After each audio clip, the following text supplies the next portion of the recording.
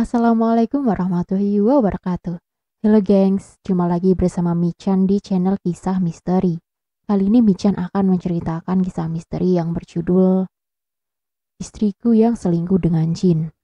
Cerita ini diambil dari cerita Duha Dunia. Kalian bisa langsung kunjungi halamannya ya gengs. Link akan Michan sediakan di kolom deskripsi. Oke, daripada lama-lama langsung saja kita masuk ke ceritanya. Istriku yang selingkuh dengan Jin. Langit tiba-tiba seakan runtuh dan bumi terasa terpecah saat aku mengetahui bahwa istriku, Sarah 42 tahun, mengajukan gugatan cerai ke Pengadilan Agama Jakarta Timur. Sarah menuntut cerai mendadak dan tergesa-gesa. Kenapa? Pertanyaan ini bertubi-tubi menggebuki pikiranku. Kenapa dan mengapa istriku yang lembut, yang baik, yang selama ini sayang kepadaku dan juga anak-anak, itu tiba-tiba menuntut cerai padaku. Padahal setelah ku ingat-ingat dan ku teliti ulang bahwa aku tidak bersalah sama sekali padanya. Mungkinkah Sarah punya pria idaman lain? Mungkinkah Sarah jatuh cinta lagi secara diam-diam dan jauh dari pemantauanku selama ini? Tidak ada pria idaman lain. Dan tidak ada laki-laki lain di dalam hidup saya.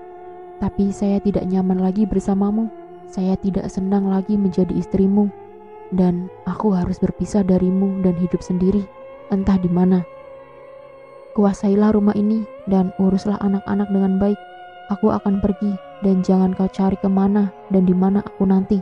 Desis Sarah serius. Karena tak tahu apa salah dan apa masalahnya hingga istriku berubah total, aku segera mendatangi seorang psikolog beken, Martha Bagagan, untuk mencari tahu apa sebab sifat manusia tiba-tiba berubah. Analisa psikolog Martha Bagagan pun bertubi-tubi meluncur kepadaku, tapi semua analisanya itu tidak masuk sama sekali ke dalam pikiranku, sebab semua yang dikatakannya tidak sesuai dengan kenyataan yang kuhadapi di diri Sarah. Sementara itu, Sarah yang kupaksa untuk datang ke Martha Bagagan bersikeras menolak. Dia tidak mau sama sekali bersamaku ke psikolog yang praktek di rumah sakit Dwi Payana itu. Tidak perlu kau bawa aku ke dokter, apalagi ke seorang psikolog. Buat apa? Secara medis maupun secara psikologis, aku sehat kok, tidak ada penyakit pada diriku. Tuntutanku hanya satu, aku mau cerai denganmu. Aku mau pergi dari rumah dan mencari kehidupan baru yang bisa membuat hidupku menjadi nyaman. Iya, cuma satu yang aku tuntut, kenyamanan, ketenangan, dan ketentraman hidup. Nah, 3 hal itu tadi, saat ini sudah tidak aku dapatkan lagi darimu dan dari rumah ini. Desisnya pedas. Sarah, katakanlah, hal apa yang membuat kau tidak nyaman, tidak tenteram, dan tidak tenang? Bila hal itu karena kesalahanku, mari kita bermusyawarah. Kita musyawarahkan bersama. Bila ada hal yang kau yakini karena kesalahanku, aku minta maaf kepadamu. Aku akan berupaya dan aku akan mengalah untukmu. Pokoknya, yang penting janganlah kita bercerai. Kasihanilah anak-anak Sarah. Anak-anak masih kecil dan sangat membutuhkan perhatian dan kasih sayangmu. Pintaku berlutut kepadanya. Jangankan mau memenuhi permintaanku, malah Sarah mendorongku hingga tubuhku terjatuh. Dia sama sekali menolak permintaanku, bahkan dengan kasar meludahiku. Duh Gusti, batinku. Setan apa yang merasuk ke diri istriku ini sehingga dia berubah total seperti ini? Sarah, kau telah dirasuki oleh setan yang jahat. Pastilah kau sedang dalam kendali iblis terkutuk. Sadarlah Sarah, sebagai orang yang beragama, sebutlah nama Allah, istighfar. Ingatlah akan Allah Sarah. Ingatlah pada Tuhan dan wajah anak-anak kita. Kasihanilah anak-anak Sarah, desaku, menghimbau kepadanya. Sarah tetap beringas. Bahkan malam itu juga dia berlari pergi keluar rumah dan aku mengejarnya dari belakang. Sarah lalu mencegat taksi dan naik taksi itu ke arah barat. Aku pun mencegat taksi dan membuntuti taksi itu dari belakang. Sementara 3 anakku yang sudah terlelap di kamar mereka, kutinggalkan begitu saja. Dan aku tidak tahu apakah mereka terbangun nantinya. Bahkan terlalu berburu-buru membuntuti Sarah, sampai rumahku lupa untuk dikunci, walau sempat kurapatkan daun pintunya. Taksi yang dikendarai Sarah masuk ke tol kota di pintu Cempaka Putih menuju Cengkareng. Taksiku juga masuk tol yang sama dan terjadi kejar-kejaran di jalan tol dalam kota itu. Tapi Sarah memerintahkan taksinya untuk lebih cepat menuju Bandara Soekarno-Hatta. Taksi itu bahkan masuk wilayah bandara dan berputar-putar lalu keluar dari pintu bandara di kota Tangerang. Taksi itu lalu ke utara dan menuju ke daerah Paku Haji, Laut Utara. Sesampainya di pohon-pohon tua umur ratusan tahun, taksi itu berhenti. Setelah membayar taksi, Sarah keluar sambil berlari kecil menuju sebuah reruntuhan bangunan tua di sebelah pohon mahoni tua itu. Aku pun meminta sopir memberhentikan taksi dari kejauhan dan taksi ku minta menunggu beberapa saat. Aku segera membuntuti kemana istriku pergi. Ternyata pada reruntuhan bangunan tua itu terdapat keramat wingit. Ada kuburan yang sangat tua yang tidak terurus lagi oleh ahli warisnya. Keadaan di dalam reruntuhan itu sangat sepi dan sunyi. Tidak nampak ada seorang pun di daerah itu. Sementara angin malam menerjang deras dari arah laut utara dengan sasaran pemakaman. Keadaan cuaca dini hari itu begitu dingin dan hujan gerimis pun membasahi bumi sekitar. Aku mengintip pelan-pelan dengan menjinjitkan kakiku mendekati arah di mana Sarah masuk. Istriku itu ternyata berlutut dan menangis terseduh di satu batu nisan yang diterangi lampu 5 watt. Walau lampunya cukup redup, tapi aku dapat melihat istriku itu bersujud seakan menyembah sesuatu di batu kuburan itu. Sedang apa dia? Tanyaku di dalam batin. Aku mengintip pelan-pelan dengan menjinjikkan kakiku mendekati ke arah mana Sarah masuk. Sarah nampaknya tidak mengetahui bahwa dia sedang dibuntuti. Aku bersembunyi di balik reruntuhan jendela dan mengintip terus ke arahnya. Setiap gerak-geriknya ku awasi dengan seksama. Aku sangat penasaran mengapa dia dengan beraninya datang malam ke daerah itu, sendirian. Padahal selama ini Sarah itu sangat penakut, paranoid, dan mudah was-was. Jangankan pada hantu, genderuwo, atau wewe gombel. Pada tikus saja selama ini dia ketakutan. Tapi kali ini dia kok menjadi tiba-tiba berani seperti itu. Ada apa dengan istriku ini? Bisikku dalam hati. Penasaran, tapi Sarah tidak bergeming. Dia terpaku kaku di kuburan itu dan terus menangis hingga pagi. Beberapa saat kemudian, supir taksi mendekat. Nampaknya pengemudi itu penasaran sekaligus meragukan. Jangan-jangan aku kabur tak mau bayar ongkos taksinya. Tapi dia ku dekati dan ku minta jangan berisik dengan kode menutupkan jari telunjukku di mulut agar dia diam. Ku bilang kepada sopir itu supaya dia tidur saja di taksi. Sedang soal biaya, gampang berapapun ongkos taksinya, akan saya bayar. Ku minta amper argo taksi itu dimatikan saja. Nanti sesampainya di rumahku, akan ku bayar ongkos keseluruhan berapapun yang dia minta. Sopir taksi bernama Taufik Hamid itu pun akhirnya mengerti. Dan dia mengelinyur menuju taksinya yang diparkir di bawah pohon mahoni tua. Sarah terus terpaku di dalam makam. Dengan sabar, aku menunggunya hingga selesai melakukan ritual itu.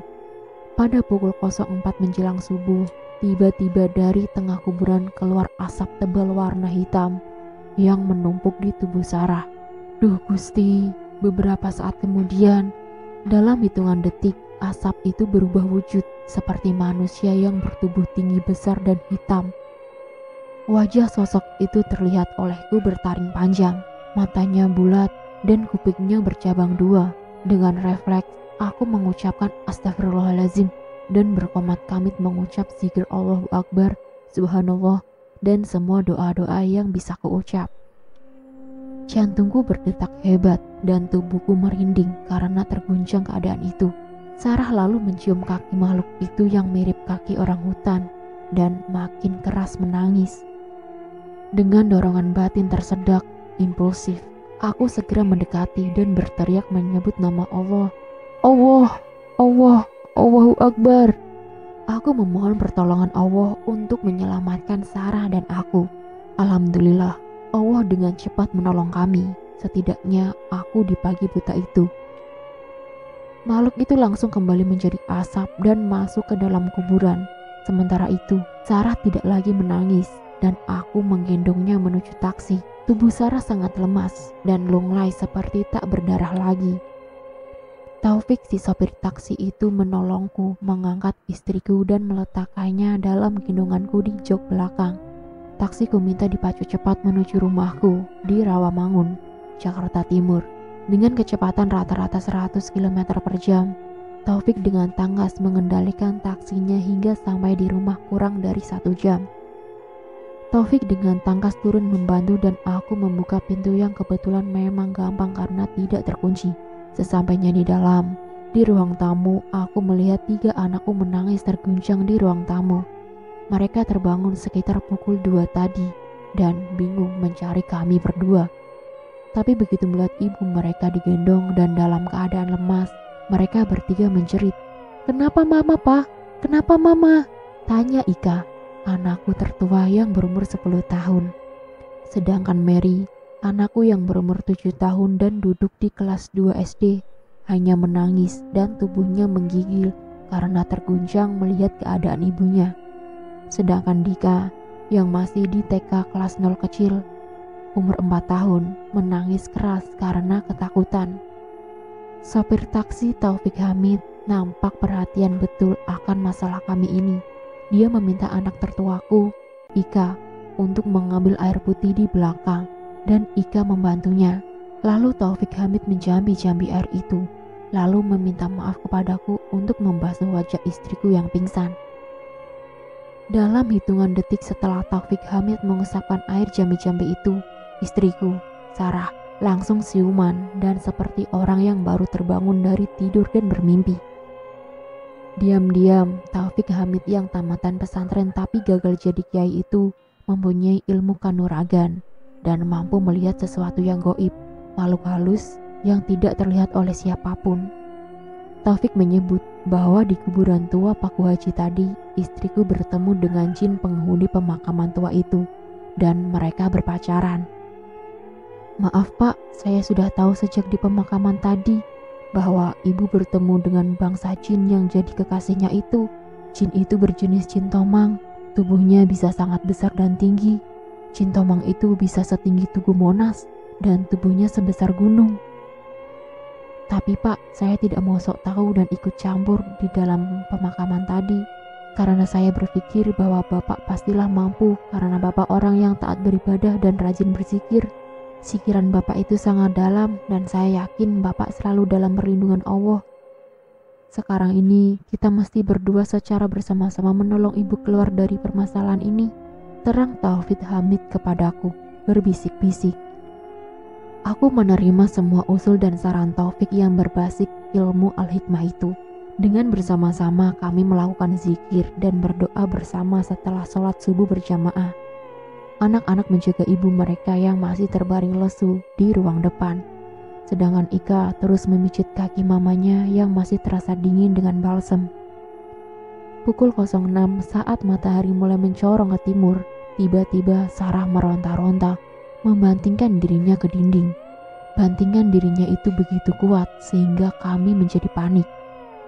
Tapi Taufik Hamid dengan tenang menembakkan tangannya ke arah Sarah dengan mantra-mantra dari mulutnya yang tajam. Beberapa saat kemudian Sarah menjadi tenang, tapi berbalik menjadi Taufik Hamid yang berjungkir balik. Taufik berteriak keras seperti sedang bertarung dengan suatu kekuatan halus yang tidak terlihat secara kasat mata. Mantra-mantra yang dikeluarkan Taufik Hamid adalah mantra berbahasa pegagan lawas yang digali oleh Taufik Hamid dari kampung halamannya di Ogan Komering Ilir. Setelah terbanting-banting, Taufik Hamid akhirnya memenangkan pertarungan. Pertarungan itu ternyata melawan jin tomang yang pagi itu tidak terlihat oleh siapapun kecuali Taufik Hamid sendiri. Beberapa saat setelah Taufik Hamid menang, tiba-tiba genteng rumah pecah berantakan dan jin tomang hangus terbakar. Bekas bakaran itu tersisa di atap rumah kami. Dan rumah itu membutuhkan perbaikan besar karena berantakan total. Jin tomang itu sudah musnah dan ibu akan aman. Dan insya Allah akan selamanya keluarga menjadi tenang, desis Taufik Hamid kepadaku. Beberapa hari kemudian, Sarah bersamaku mencabut gugatan cerainya di Pengadilan Agama Pulau Gadung, Jakarta Timur. Sarah kembali hidup normal dan cinta kami pun kembali bersemi. Bahkan belakangan kasih sayang Sarah kepadaku semakin besar, apalagi terhadap anak-anak. Kami hidup berbahagia hingga tulisan ini diturunkan di majalah. Sementara itu, Taufik Hamid yang sudah beristri dan beranak dua sudah menjadi bagian keluarga kami, dan kami pun terus-menerus hidup saling tolong-menolong. Bahkan Hamid hingga sekarang masih menjadi supir taksi dan menyusuri hidup dunianya dengan berdampingan nyaman bersama hidup surgawinya sebagai seorang pakar ilmu al-hikmah. Taufik Hamid mengaku bahwa dia menuju seorang sufi dan bila Allah merestuinya, dia akan segera menjadi seorang ahli ilmu tasawuf. Walau hanya surgawi, tapi sebagai seorang ayah dari 2 anak dan suami dari seorang istri, Taufik harus tetap menjalani pekerjaan sebagai pengendara taksi untuk biaya kebutuhan dunia orang-orang yang dicintainya. Sementara itu, Sarah menceritakan bahwa selama ini dia rajin berziarah ke makam-makam aulia, para makam wali Allah di daerah Jawa Tengah, Jawa Timur, dan Banten bersama jamaah pengajiannya. Memang Sarah selalu minta izin padaku untuk berziarah kemana saja bersama timnya, sekalipun lewat telepon bila aku berada di luar kota. Aku mendukung aktivitas itu sebagai aktivitas ibadah, di mana mereka mendoakan para wali dan meminta berkah Allah melalui wali-wali yang keramat.